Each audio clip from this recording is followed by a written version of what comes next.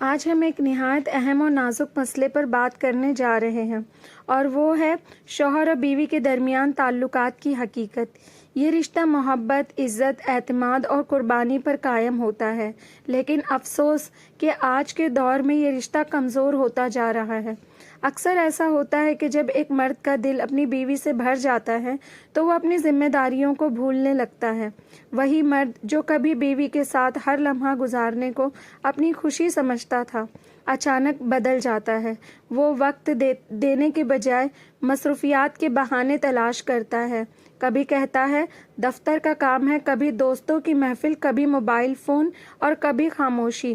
لیکن حقیقت یہ ہے کہ اس کے دل کی توجہ بدل چکی ہے۔ میرے بھائیوں، یہ عورت کے لیے سب سے بڑا دکھ ہوتا ہے۔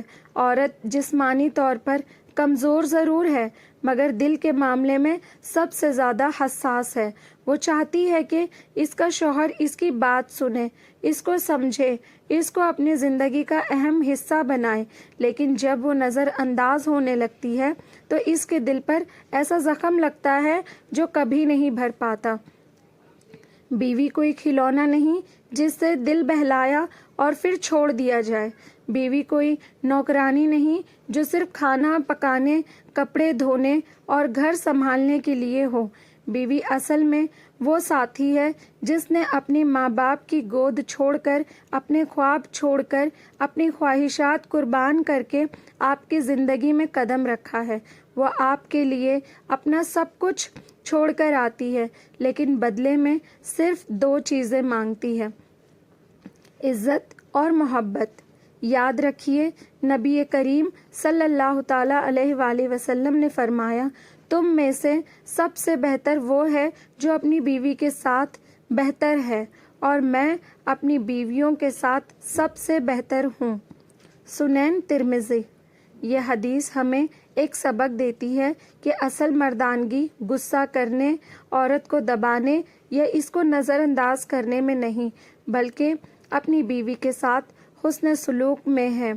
میرے بھائیوں، جب آپ اپنی بیوی کو وقت نہیں دیتے تو یہ صرف اس کے دل کو توڑنے والی بات نہیں، بلکہ یہ گناہ بھی ہے، کیونکہ عورت آپ کے نکاح میں ہے۔ اس کا حق ہے کہ آپ اس کو وقت دیں، اس کو عزت دیں اور اس کے جذبات کو سمجھیں۔ سوچیں، ایک عورت سارا دن آپ کے لیے کھانا پکاتی ہے، آپ کے کپڑے تیار کرتی ہے، آپ کے بچوں کو سنبھالتی ہے، اور پھر بھی اگر آپ اس کو نظر انداز کر دیں تو وہ دل ہی دل میں ٹوٹ جاتی ہے، اور جب عورت ٹوٹتی ہے تو وہ پورے گھر کا سکون چھین لیتی ہے۔ عورت کی آنکھوں کی خاموشی سے نہیں بہتے وہ آسمانوں تک پہنچتے ہیں۔ اللہ تعالیٰ اس کی آہوں اور آنسوؤں کو سنتا ہے، اور جب عورت اللہ کے حضور دعا میں ہاتھ اٹھا دے تو وہ بد دعا بھی بن سکتی ہے۔ میرے بھائیوں، دعا کا سب سے بڑا سکون گھر کا سکون ہے، اور گھر کا سکون بیوی کی خوشی اور اس کی مسکراہٹ سے جڑا ہوا ہے۔ اگر بیوی خوش ہے تو گھر جنت بن جاتا ہے، اور اگر بیوی غمگین ہے تو سب کچھ ہونے کے باوجود دل ویران رہتا ہے۔ لہٰذا اپنی بیوی کو کبھی یہ احساس نہ ہونے دے کہ وہ غیر ضروری ہے، آپ کے لیے بوجھ ہے۔ اس کو وقت دے، اس کو پیار دے، اس کی بات سنیں۔ جب آپ دفتر سے گھر آئیں تو تھوڑی دیر اس کے پاس بیٹھے، اس کے دن کے بارے میں پوچھیں۔ یہی چھوٹے چھوٹے لمحات زندگی کے بڑے سکون بن جاتے ہیں۔ یاد رکھیے، دولت، شہرت اور دوست کبھی بھی آپ کو وہ سکون نہیں دے سکتے جو ایک بیوی کی محبت اور دعاؤں سے ملتا ہے۔ آخر میں یہی کہوں گی، عورت کو صرف آپ کا پیسہ نہیں چاہیے، اس کو صرف آپ کی توجہ چاہیے، اس کو بڑے تحفے نہیں چاہیے، بس چھوٹے چھوٹے لفظ: میں تمہیں چاہتا ہوں، میں تمہاری قدر کرتا ہوں۔ یہی اس کے لیے دنیا کی سب سے بڑی دولت ہے۔ اللہ تعالی ہم سب کو اپنی بیویوں کے حقوق ادا کرنے کی توفیق دے، اپنے گھروں کو جنت کا نمونہ بنانے کی ہدایت دے، اور ہمیں دنیا اور آخرت میں کامیابی عطا فرمائے۔ آمین۔ شوہر اور بیوی کا رشتہ اللہ تعالیٰ کی ایک عظیم نعمت ہے۔